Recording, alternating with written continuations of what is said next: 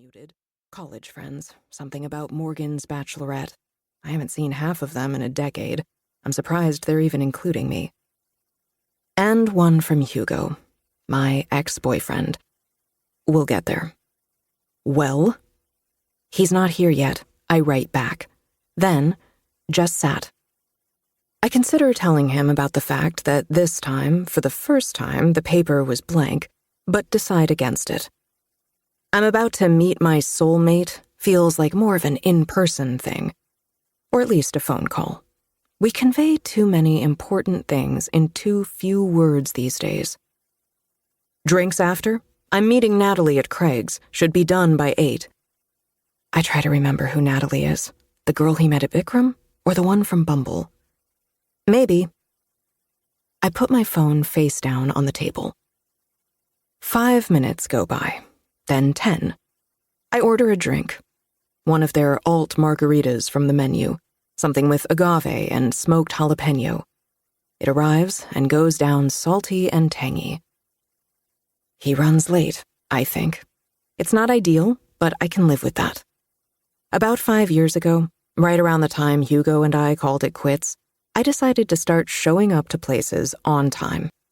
I've been pretty good about it, LA traffic notwithstanding. It's all about learning the rhythms of your city. Don't try and get to WeHo from Brentwood in the afternoon. There is always construction on Wilshire by Westwood Boulevard. Take Sunset. San Vicente to 7th Street to the Pacific Coast Highway is the slowest way to get to Malibu, but the most beautiful. My phone dings. Another text from my mom. Question mark? My parents live in the Palisades, on the other side of the 405 in Los Angeles. The Palisades is like Pleasantville. All the new houses belong on Cape Cod, and there's a shopping center that takes holidays a little too seriously. It's also about as far as you can get, and still live in the same city. Love it, I write back, without opening her email. Last week, she sent me an entire Dropbox full of her rabbi in various states of undress in the backyard. I consider explaining to her that just because she loves Judaism and photography does not mean all her photography has to be Jewish-influenced, or that her Jewish identity now has to be caught up in being a photographer, but I decide against it. It would take more than 2 texts, and I want to be present right now. Present.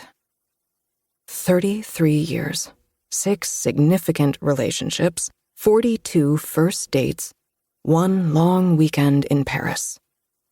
And now, here we are. The first and last blank sheet of paper.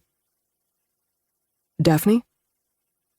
I look up to see a man not a lot taller than I am, with graying brown hair and hazel green eyes. He's wearing a button-down shirt and jeans and carries a single red rose.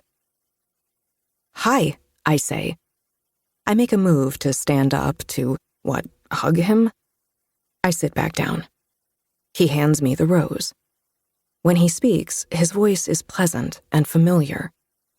Someone was selling them outside, and I thought I should bring a proper consolation for being 15 minutes late. When he smiles, the lines around his eyes crinkle. You were right, I say. I take the rose. What took you so long? He shakes his head like, oh boy. How much time do we have? Jake asks me. I take him in, real, incarnate, across from me now. He has a birthmark under his jaw, a freckle by his left eye. All of these minute details that make up a person, that make up this person. My person. A lot, I tell him. We have a lot of time.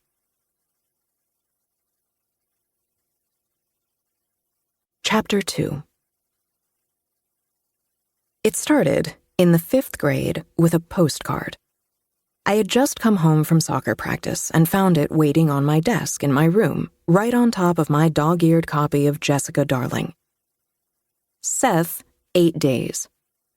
The postcard was of Pasadena. Bright lights, big city. Huh. I showed it to my parents. What is this? I remember asking them. They didn't know. They were busy then.